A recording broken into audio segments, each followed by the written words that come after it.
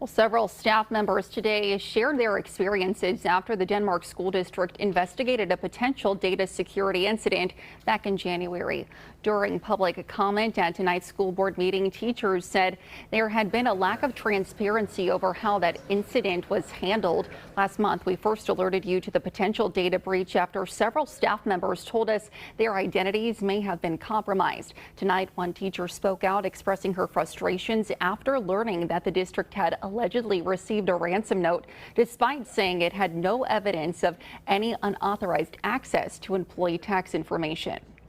While I'm not an expert in cybersecurity by any means, it seems reasonable to assume that such a note would indicate that employee data may have been compromised.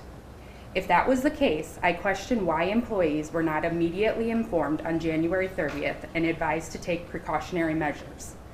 Those who spoke at tonight's meeting said at least 60 current and former employees were impacted by the breach. The district says it immediately contacted cybersecurity professionals after finding out to determine the scope of the incident and that it would provide updates on the investigation as they became available. However, no information was provided. Well, still to come.